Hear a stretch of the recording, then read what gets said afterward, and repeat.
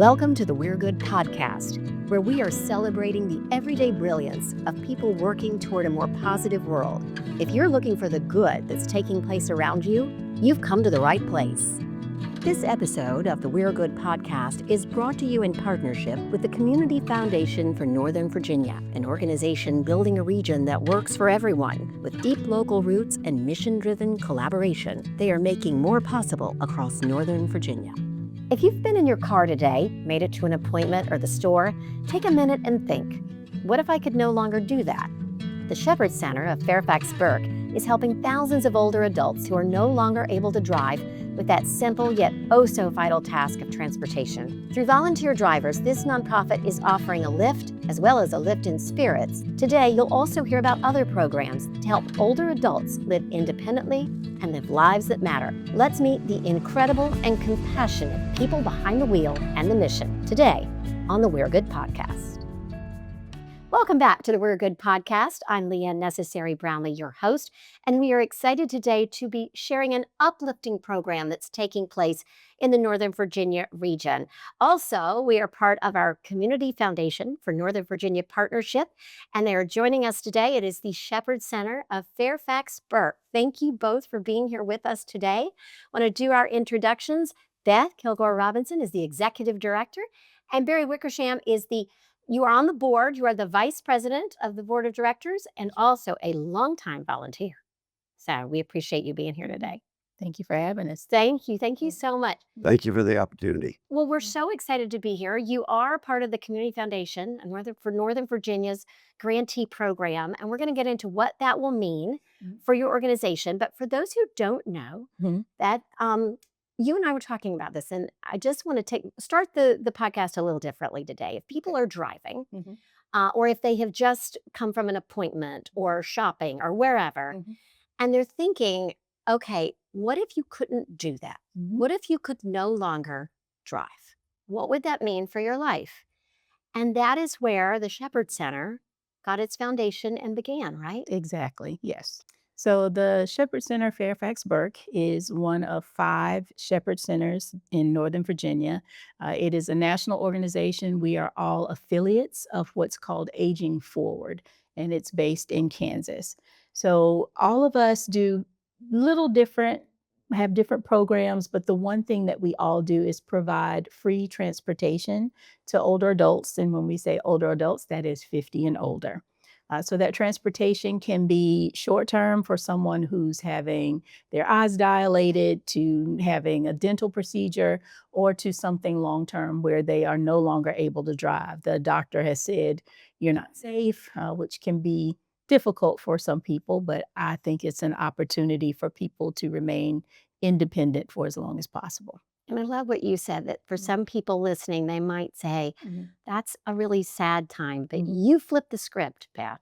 It is. It gives a person the opportunity not only to magnify their safety, but the safety of someone else. It is not taking your independence at all.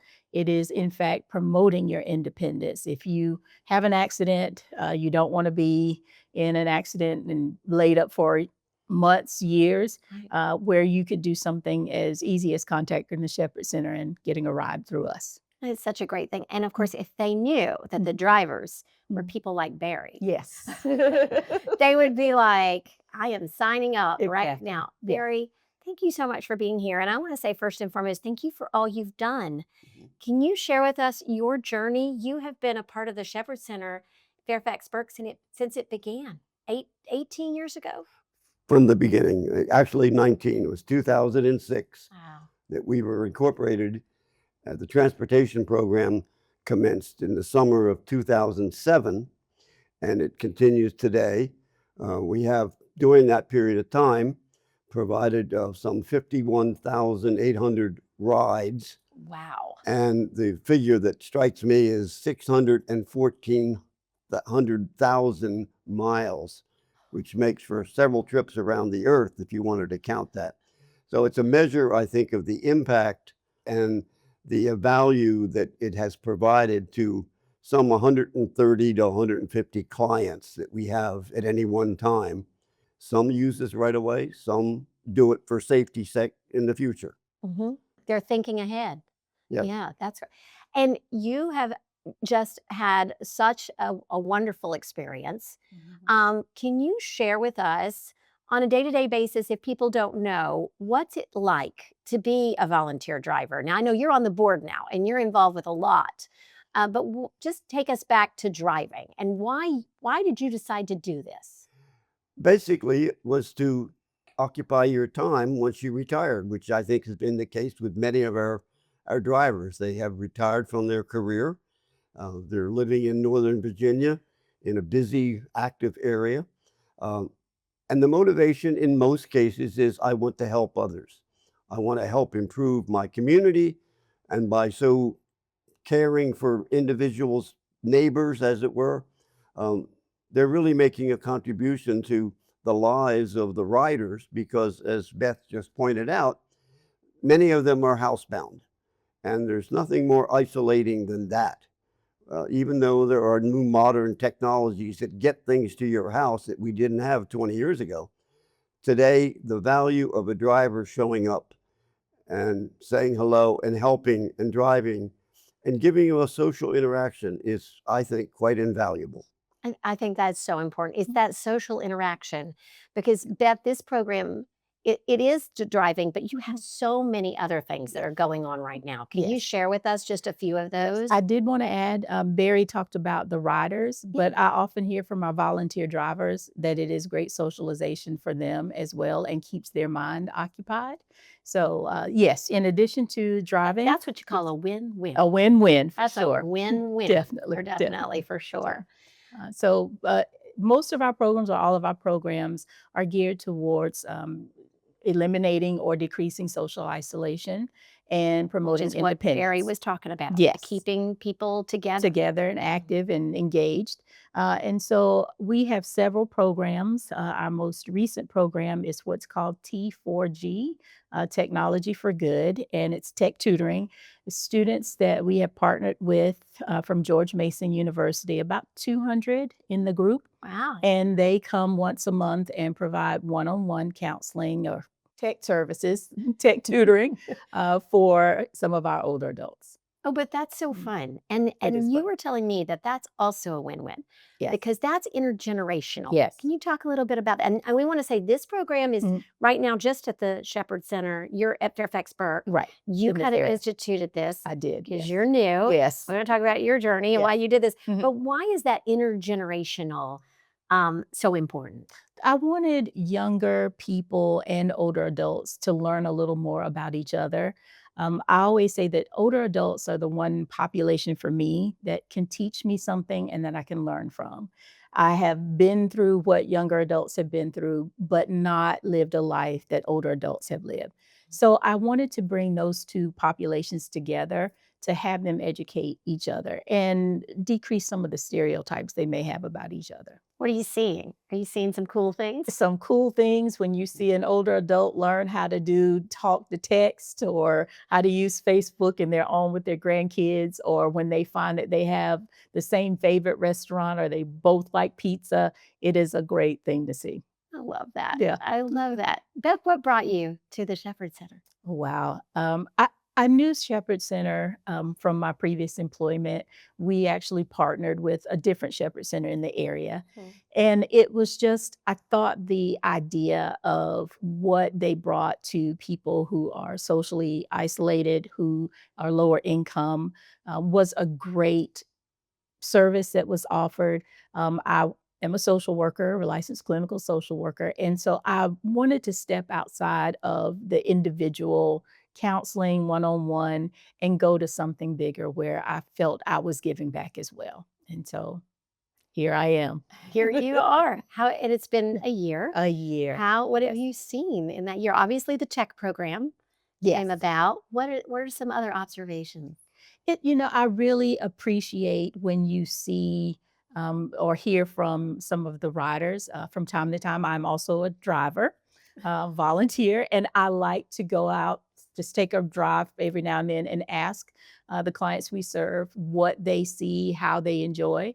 My recent experience was a young man who on the weekend, he didn't have a ride. And I said, "Oh, I'll take you." And I know is lower income. And I saw the following week that he actually donated $5. So it's been a rewarding experience for me, not just from the administrative side, but as a volunteer myself. It's a wonderful program. And you got your ears to the ground. You're Yes. listening to find out what's going on. Yes. And Barry, can you share with, I bet you have so many stories of so many wonderful moments. Can you share with us perhaps maybe one of your favorite stories or one because why do you do this? We should ask you that. You said get out of the house, but obviously you've been doing it for a lot longer. So why do you keep coming back? Oh, I think there's two things there. One is the story, and why do I keep coming back? Yeah. The story is one of many, as you indicate, that both the rider and the driver have enjoyed. In my case, it was an individual, a client who had severe macular degeneration. Vision was diminishing drastically.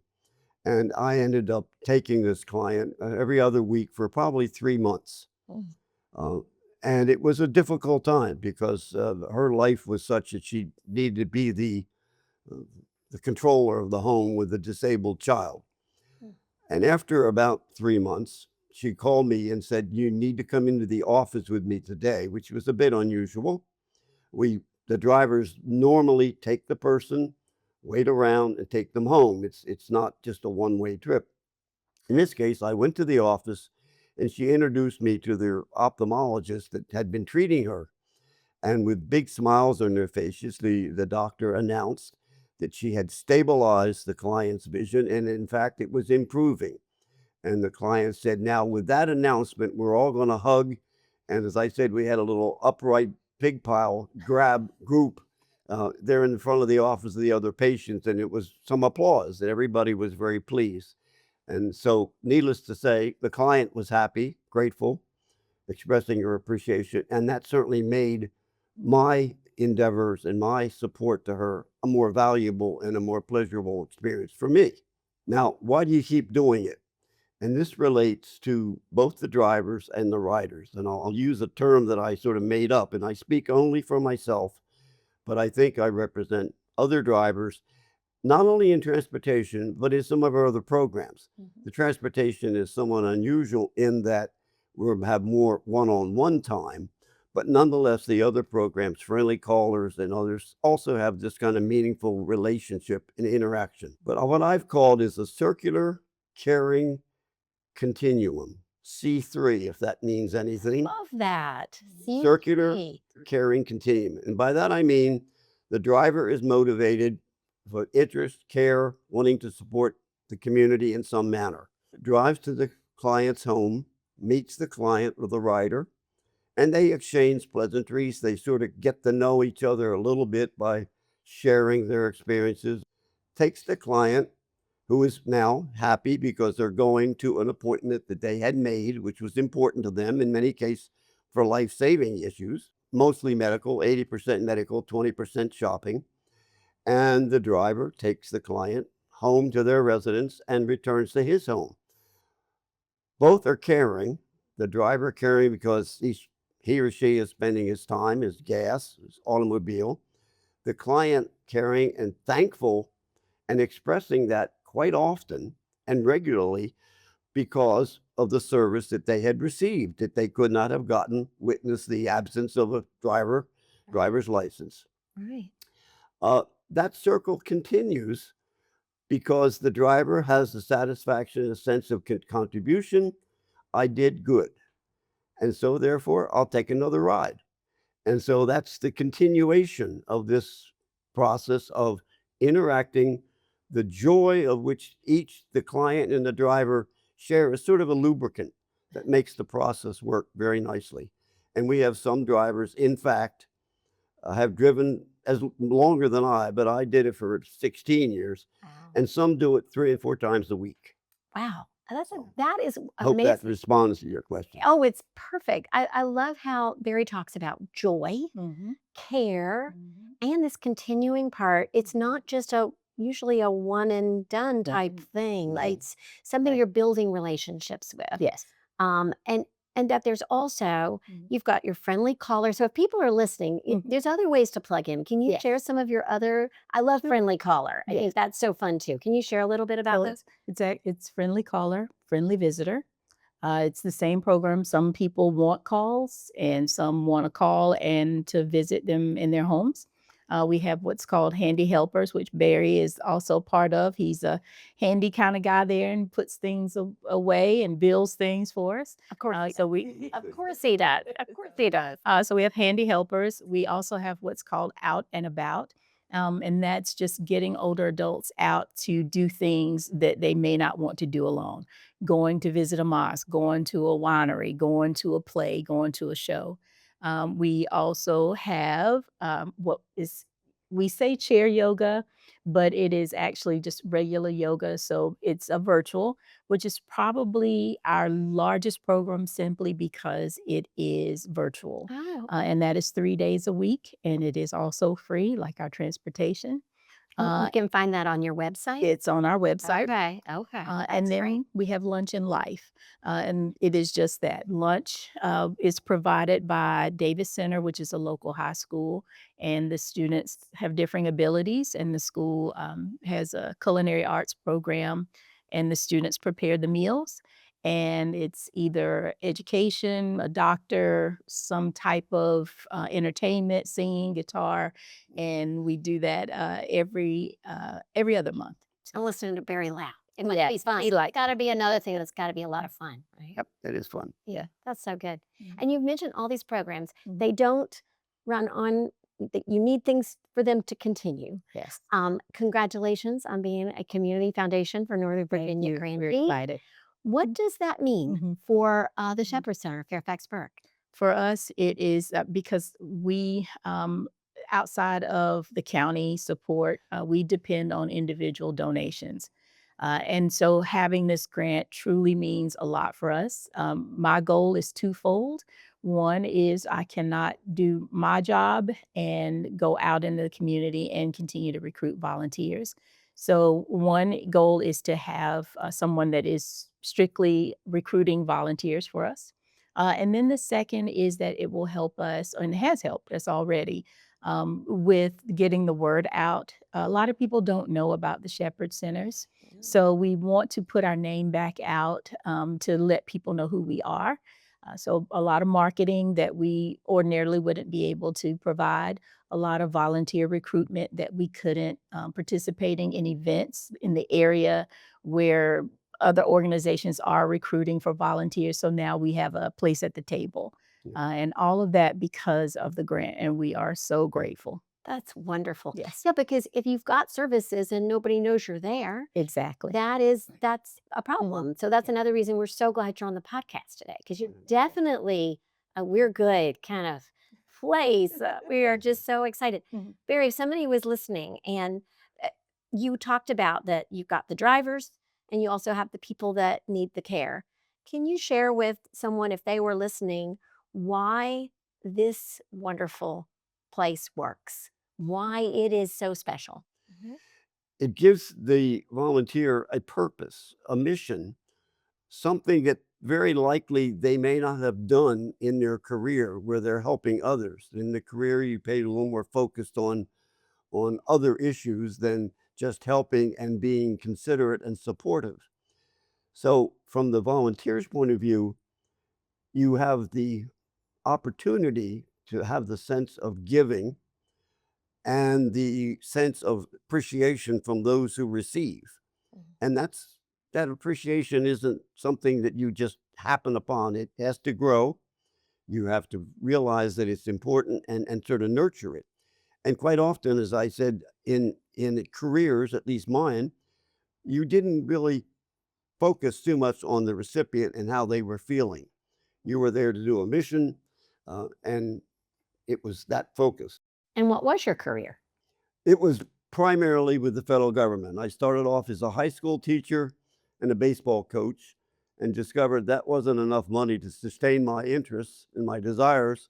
So I ended up, of all places, with the federal government, starting off with the Defense Intelligence Agency, some time with Central Intelligence, but the bulk of my time was with DIA, a large focus was on training, which I had done as a teacher, and I'd always wanted to be a teacher. So I was able to maybe use what limited skills I had there into the training world, but then changed in different jobs and ended up as senior positions in both CIA and DIA, but finally with working for the Secretary of Defense as the Intel Oversight Inspector General for my last few years of my career. But nonetheless, when you retire, you've been devoted to a mission, you're devoted for helping whatever your job is, and that transfers as you start into a new life where you're trying to fill up the time. I had volunteered some other places and worked as a bingo caller for the local fire department, but over time, I needed something more meaningful that was more helpful to the community and to keep me out of the house, which was satisfying my spouse. Clearly, the work with the Shepherd Center in creating a transportation program from zero was a challenge that I wasn't sure I could do, but I think we managed, and 19 years later, I guess we have. And I can't stress two things enough. Of course, we always need volunteers.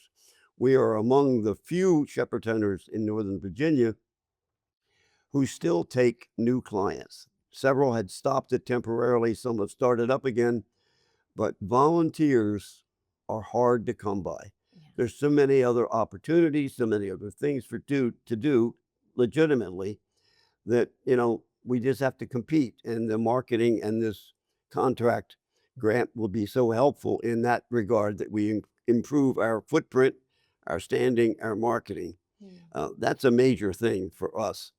And for the rest of the volunteers, for them to have this sense of a mission, getting to know other volunteers, getting to know your community. I've learned streets in my community. I've lived there for 15 years. I didn't know existed. Isn't that amazing? And it's a big area. Some people might be like, well, you can catch a bus or you could catch it, but this is a different type of transportation, Beth. Yes. This is different. It is different. So if we were going to ask you all to peel back the curtain and tell people something they don't see on the website, you have a great website, but something they might not see, what is it that makes the Shepherd Center, Fairfax-Burke, what is it special? I mean, Barry has really talked on it, but from your perspective, somebody's listening, what is it? For me, what I want people to know about this organization is that it is not about the money. From the staff, the volunteers, it is about the human being, our fellow human, fellow neighbor. Everyone is genuinely concerned about helping. I have very rarely, from Barry or any of the other board members, if it is helping someone else, it's always a yes. So I think the bottom line and what I see is that it is truly that everyone cares about their neighbor. And it is neighbor to neighbor. That's right. One thing I'd like to add, we have evolved over the 19 years that we've had it. We've added from the day one when we just did medical. We've now just recently added shopping trips on the weekend, which we have never done before. And we have kicked around the idea of offering at some point in the future what I've called an essential immediate transportation program, which is a bit like our own 911, but it's in a small contained area whereby if somebody breaks a tooth or breaks their glasses, they don't want to call 911 for that. So they call Shepherd Center 911, and we try to address the problem within a day. That's wonderful. But this doesn't exist now, and it may be taxing given our requirement for drivers, but that's something I think it's on the horizon and I would like to see implemented. And that's a good call, right? A good charge for people to think if they start volunteering, maybe this something like this could happen, because that's something that's vital. Yes. Right? Yes. We are always, as Barry said, volunteers, 20-ish older. Yeah, let's talk about that. I had told you about, I had a 20-something asked, she's like, love the podcast. What's coming up? It's something I can do. This would be a great It thing. would be a great thing. So what are the requirements? How old do you have to be? So we prefer 25 older. Okay. Not to say that our younger population cannot, but we hope to have opportunities for the 18, 25-year-olds in the near future. Your The- tech program. the tech program. Yeah, that's We great. are looking at possible grocery delivery program. So we always have a way that a person can volunteer and encourage it. My new goal is military spouses, recruiting, because we have a lot of older adults who are retired, no longer able to drive, and getting them to their medical appointments. You need an ID card to get on the post. Oh, yeah. So recruiting volunteers who have that military ID, who can, Spanish speaking is another. So there are lots of opportunities for all We of our keep growing. programs. Yes, we keep growing. You keep growing. Why isn't that, Barry? Why do you keep going? Why do we keep going? Yeah. Why do you keep going? Because we're determined, I guess. I think I thought he that's was one going of to the, look at me and say, that, we just keep trying new things, and you go as far as you can, knowing that the limitations are out there. You can't do everything. You can't always satisfy everybody's need.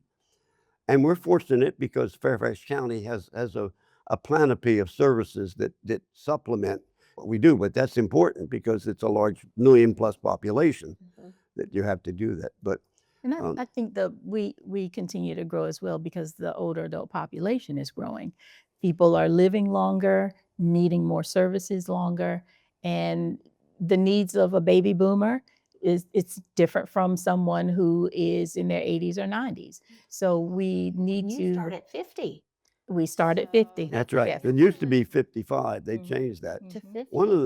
One of the things that I almost was able to achieve, we were talking about the Handy Helper program just prior to the pandemic, and I was offered the entire tennis team from a local high school that would come and be handy helpers. And I thought, what a great idea. Yeah. Now, we had to be sure that they had an adult with them because who knows?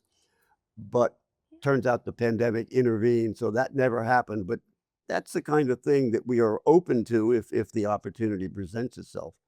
I think your secret sauce might be that you guys are just listening and open to who needs what. Exactly. And I think it's amazing. And also, one other point to your question about what makes it work. From, I guess, purely and candidly a selfish point of view, a lot of volunteers may look at this organization, they live in our area, and they may say, as I did, gee, in a few years, I may need this too. So by George, if I help now, maybe they'll take me someday. Hey, right? Give back, pay it You forward. got it. I love it. Pay your dues first and then get the bennies later.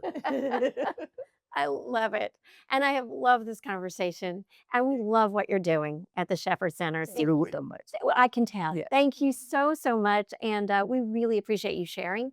Thank you for being here with us today. And you do have a great website if people want to get involved or they want to find out about how they can help their loved ones. Yes. Then you have a great website. It will be on our website, which is Wonderful. we'regood.net. Thank you so Thank you for the opportunity. Thank you. We appreciate it. Our pleasure. And thank you for joining us today on the We're Good podcast. We appreciate you, and we hope that what you've heard today, you'll listen, share, be sure to follow us. And of course, as we like to say, we're good and you're good, and we can all make a difference.